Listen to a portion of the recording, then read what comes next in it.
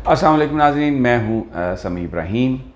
जुमा है आज और 11 बजे का वक्त है, 11:15 बजे का इस्लामाबाद में। अब तक की जो बड़ी ख़बर है कि वो जिस्मानी रिमांड के लिए पेश किया गया मरीम नवाज़ साहबा को और यूसुफ अब्बास साहब को। अदालत ने फ़ैसला महफूज कर लिया और यही बताया जा रहा है कि जिस्मानी रिमांड नैब को मिल जाएगा। फ़रियाल तालपुर साहबा पेश नहीं हो सकी, उन्होंने एहतसाब अदालत में पेश होना था लेकिन उनकी तबीयत ख़राब है, पॉलीक्लिनिक में है। उम्मीद है कि उन्हें जुडिशल रिमांड में अडयाला जेल भेज दिया जाएगा। जो बड़ी पॉलिटिकल स्टोरी जिस पर आज हम बात करना चाह रहे हैं, बिलावल भुट्टो ने बहुत स्ट्रांगली रिएक्ट किया मरीम नवाज़ साहबा की गिरफ़्तारी पर, और जो उन्होंने लैंग्वेज इस्तेमाल की वो ऐसी लैंग्वेज कोई तवक्को नहीं कर रहा था। यहाँ तक कि कौमी असम्बली के अंदर जो मुस्लिम लीग नून के रहनुमा थे उन्हें भी अभी इस बात का इल्म नहीं था, बहुत सारे लोगों को, कि मरीम नवाज़ साहबा गिरफ़्तार हो गई हैं। आज जिस पर मैं बात हम करेंगे कि क्यों बिलावल भुट्टो ने इतना ज़्यादा क्यों रिएक्ट किया और जो स्ट्रॉन्ग लैंग्वेज है वो क्यों उन्होंने इस्तेमाल की। और दूसरी ये बात भी देखेंगे कि आसफ़ ज़रदारी जो हैं उन्होंने जो स्टेटमेंट दी है मुहाजिरों के हवाले से, वो क्या अचीव करना चाहते हैं। कोई बेवकूफ़ लोग नहीं हैं, वो ज़रदारी साहब बड़े ज़ीरक आदमी हैं। तो इसका जो बैकग्राउंड है आपको आज मैं बताऊंगा कि क्या आसफ़ अली ज़रदारी साहब हासिल करने की कोशिश कर रहे हैं। सबसे पहले तो बिलावल भुट्टो पे बात कर लेते हैं। सेनेट का जो इलेक्शन था उसमें 50 वोट मिले, तहरीक अदम एतमाद के हक़ में आए, जबकि 64 लोग थे और 5 वोट ज़ाया हुए, बाकी खिलाफ चले गए। आम तौर पर जो तासुर है यहाँ पर, और मुस्लिम लीग नून के जिन लोगों से हमारी बात हुई है वो ये बिलीव करते हैं कि आसफ़ अली ज़रदारी साहब ने एस्टैब्लिशमेंट से रियायत लेने के लिए कोई डील की और पीपल्स पार्टी को कहा, अरकान को, कि आपने वोट नहीं देना सेनेट के चेयरमैन के अदम एतमाद के हक़ में, जिस पर संजनानी साहब बच गए। अब ख्वाजा आसफ़ साहब ने उस पर एक बयान भी दिया, बड़ा उस पर रिस्पॉन्स फिर पीपल्स पार्टी के लोगों ने भी दिया। तो बिलावल भुट्टो इस हवाले से खासे दबाव में थे, प्रेशर में थे, क्योंकि जिस दिन सेनेट की वोटिंग हो रही थी चेयरमैन के ख़िलाफ़, उस दिन बिलावल भुट्टो ख़ुद लॉबीज़ में मौजूद थे और बज़ाहिर ये बताया जा रहा था कि वो वहाँ पर इसलिए हैं कि इंश्योर कर सकें कि तहरीक एतमाद के हक़ में वोट आए और अपोजिशन जीते। लेकिन जो नताइज आए उससे बहुत सारे लोगों ने यक्स किया कि वो वहाँ पर इसलिए मौजूद थे कि मेक श्योर करें कि चेयरमैन सेनेट जो है उनके ख़िलाफ़ अदम एतमाद कामयाब ना हो। अब इस बैकड्रॉप में, इस बैकग्राउंड में इस वक्त एक थोड़ा सा गिल्ट पीपल्स पार्टी के कायदीन को, ख़ास तौर पर बिलावल भुट्टो को, तो वो जिस वक्त ये ख़बर आई तो वो असम्बली में आए और उन्होंने आके इतने भरपूर अंदाज में, इतने शदीद अंदाज में इस बात की मज़म्मत की। ऐसे अल्फाज उन्होंने इस्तेमाल किए जो स्पीकर को, उस वक्त जो डिप्टी स्पीकर थे, उनको एक्सपंज भी करना पड़े। लेकिन बुनियादी तौर पर जो उनका अपना गिल्ड था, वो जो एक तासुर देना चाहते थे कि हम बिल्कुल नून लीग के साथ हैं, इस गवर्नमेंट के ख़िलाफ़ हैं, एक इंतहाई उन्होंने स्ट्रॉन्ग लैंग्वेज इस्तेमाल की। दूसरा, एक तो उन्होंने ये उस चीज़ को कंपनसेट करने की कोशिश की जो सेनेट के चेयरमैन के इंतखाब के बाद जो बदगुमानी पैदा हो रही थी। दूसरा, एक पॉलिटिकल गेन बहुत उन्हें मिला, वो ये था कि नून लीग एक अपना एजेंडा लेके बैठी हुई थी, लेकिन जिस अंदाज में आके बिलावल भुट्टो ने तनकीद की और जिस तरह मरीम नवाज़ का मुकदमा लड़ा, तो वहाँ पर तो जो मुस्लिम लीग नून के जो लीडर थे वो हक्का बक्का रह गए। एहसन इकबाल साहब ने बड़ी तैयारी की हुई थी और दूसरे लोग बड़े तैयार थे बोलने के लिए, लेकिन बिलावल की तकरीर इतनी जानदार, इतनी शदीद थी कि वो बात ही नहीं कर पाए और इजलास जो है वो मुलतवी कर दिया गया। बाहर भी आए तो जो मीडिया ने जो पजीराई बिलावल भुट्टो के बयान को दी मरीम नवाज़ साहबा के हवाले से, वो मुस्लिम लीग नून की जो गुफ्तगू थी उनके कायदीन की, वो एक्लिप्स हो गई, यानी वो छुप गई उसमें, किसी ने उसको कोई इतनी ज़्यादा पजीराई नहीं दी। दूसरा, पीपल्स पार्टी के जो लोग जो उनके थिंक टैंक में हैं, जो रिसर्च में हैं, वो ये कहते हैं कि पीपल्स पार्टी पंजाब में बहुत बड़ी जमात थी और उसकी जो हमायत जो है एरोड हुई। बहुत सारे लोग उसके मुस्लिम लीग नून में चले गए, बहुत सारे लोग तहरीक इंसाफ में चले गए। तो अब अगर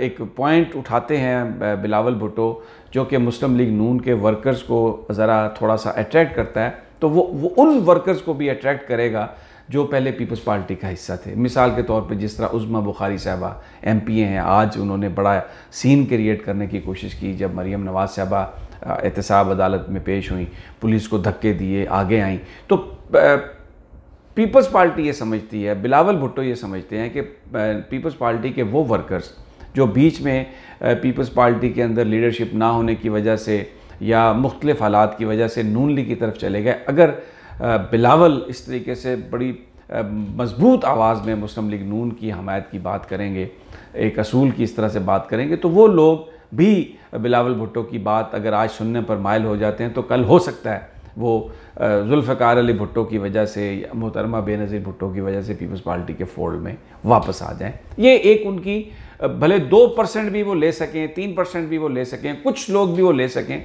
लेकिन एक गुडविल वो क्रिएट करेंगे मुस्लिम लीग नून के वर्कर्स में, जो पंजाब के अंदर तहरीक इंसाफ के साथ एक बड़ी पार्टी है। ये उनका एक पॉलिटिकल इसमें मतमा नज़र है। अब आ जाते हैं कि जनाब आसिफ अली ज़रदारी साहब ने ये बात क्यों कही।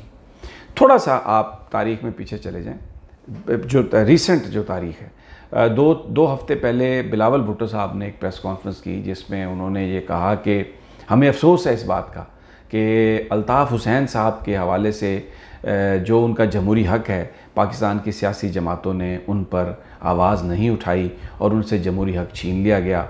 उनकी चीज़ें नहीं आती, उनके साथ ज़्यादती कर दी गई, मीडिया पे नहीं आ रही, उन्हें ब्लैकआउट कर दिया गया, उन्हें माइनस कर दिया गया, और हमें ये चाहिए था कि हम अल्ताफ़ हुसैन के साथ खड़े होते।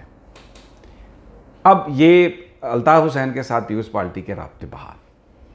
अब आगे आसिफ अली ज़रदारी साहब ने ये जो बयान दिया है जिसमें उन्होंने महाजरों पर ये इल्ज़ाम लगाया कि महाजरों ने पाकिस्तान नहीं बनाया, ये तो सिंधियों और बांग्लादेशियों ने बनाया। ये बुनियादी तौर पर वो सेंटिमेंट महाजरों के अंदर पैदा करने की उन्होंने कोशिश की है जिसकी बुनियाद पर MQM बनाई गई थी, महाजरों का एहसास महरूमी। ये करने का मकसद अल्ताफ़ हुसैन को पॉलिटिकल सपोर्ट लैंड करना है कि अल्ताफ़ हुसैन जिस नज़रिए की बात करते हैं, जो वो कहते हैं कि ये वडेरे लोगों ने महाजरों को एहसास महरूमी में रखा है और वो उनको एक्सेप्ट नहीं करते, और आज भी वो महाजर हैं इसलिए अलहदा सूबे की डिमांड है या वो जो दूसरी डिमांड्स हैं, तो इन ए वे उन्होंने उस सेंटिमेंट को उभारने की कोशिश की है। याद रखिए, ये वो टैक्टिक्स थे जो ज़ियाउल हक़ ने इस्तेमाल किए थे जिस वक्त MQM को बनाया गया था लिसानी बुनियादों पर। पीपल्स पार्टी एक बहुत बड़ी जमात थी, जुल्फ़िकार अली भुट्टो को फांसी देना थी, तो मुल्क के अंदर 2-3 चीज़ें की गई थी। एक तो जो सेक्टेरियन वायलेंस है उसको बढ़ाया गया था, मजहबी इंतहा पसंदी की बुनियाद पर ग्रुप्स क्रिएट किए गए, सुन्नी शिया की बुनियाद पर, देवबंदी बरेलवी की बुनियाद पर तकसीम करने की कोशिश की गई। फिर कराची में MQM बनी और ये कहा गया जी कि एहसास महरूमी है, उस एहसास महरूमी को दूर करने के लिए महाजरों के साथ जो ज़्यादती है वो MQM बन गई। अब इस वक्त सूरत हाल ये है कि कराची में 10 सीटें कौमी असम्बली की तहरीक इंसाफ ने जीती हैं। वो जो ताकत थी अल्ताफ़ हुसैन की, लोग उस पार्टी को छोड़कर तहरीक इंसाफ में आए। लेकिन अब तहरीक इंसाफ को रोकने के लिए जनाब आसिफ अली ज़रदारी साहब ने ये मौका जो कश्मीर का था इसमें आके उन्होंने मौका मिला तो एक बहुत ही गैर महसूस अंदाज में, एक बहुत ही नेचुरल अंदाज में उन्होंने वो लाइनें फेंकी हैं जो कराची में जो उर्दू स्पीकिंग कम्युनिटी है या पूरे पाकिस्तान में जो लोग हिजरत करके आए हैं, महाजर हैं, जो उनके अंदर एक एहसास महरूमी पैदा हुआ और उन्होंने ये सोचना शुरू किया कि यार ये देखें ये तो हमें एक्सेप्ट नहीं करते। तो फिर लामोहल्ला वो अपनी उन जो उनकी जो लिसानी बुनियादों पर, एथनिसिटी की बुनियाद पर जो पार्टी है उसमें वो दोबारा जाने का सोच सकते हैं। अल्ताफ़ हुसैन को कराची में दोबारा मजबूत करने के लिए महाजरों के हवाले से ये गुफ्तगू की जनाब आसिफ अली ज़रदारी ने, और वही जो ज़ियाउल हक़ के टैक्टिक्स थे, जिस तरह उन्होंने डिवाइड एंड रूल की बात की, तो यही बात करने की कोशिश की आसिफ अली ज़रदारी ने। और बहुत सारे लोग ये कहते हैं कि इसको आप ये मत समझें कि ये कोई ऐसी बात है जो उनके मुंह से निकल गई और फिर इस पर स्टैंड लिया पीपल्स पार्टी, यानी ये मेडिटेटेड बात थी। इस पर राजा परवेज़ अशरफ भी खड़े हुए और भी बहुत सारे लोग जो थे वो पीपल्स पार्टी के, उन्होंने पीपल्स पार्टी की इस पोजीशन को डिफेंड किया। एक और बात जो बिलावल भुट्टो के हवाले से मैं, क्योंकि अब मैं अपनी टेप को कंक्लूड करने लगा हूँ, जो जज्बातियत है बिलावल भुट्टो की, जिस अंदाज़ में उन्होंने तकरीर की, पीपल्स पार्टी के ज़राए में बताते हैं कि इस बात से आसिफ अली ज़रदारी हमेशा खौफज़दा रहते हैं। और वो उनका ये कहना है कि बिलावल को अपना रवैया तब्दील करने की ज़रूरत है, बिलावल भुट्टो को चीज़ों को एक संजीदगी से लेने की ज़रूरत है। और इसीलिए जो जमील सोमरो जो उनके बड़े ख़ास कॉन्फिडेंट हैं, उन्होंने बिलावल भुट्टो के साथ उनको लगाया, उनकी तमाम नकलो हरकत पर वो नज़र रखने की कोशिश करते हैं। उनकी जो इस तरीके से जो इंतहाई जज्बाती गुफ्तगू है, वो उस गुफ्तगू को, उस उनके रवैये को आसिफ अली ज़रदारी इंडोर्स नहीं करते। और उनका ये कहना है कि ये इनके रवैयों में तब्दीली की इस हवाले से गुंजाइश मौजूद है। बहरहाल फ़रियाल तालपुर साहबा को आज एहतसाब अदालत में पेश करना था, अभी तक नहीं पेश किया जा सका जब तक मैं ये आपसे बात कर रहा हूँ, क्योंकि तबीयत उनकी ख़राब है और वो पॉली क्लिनिक में उनको बताया गया कि वो वहाँ पर हैं।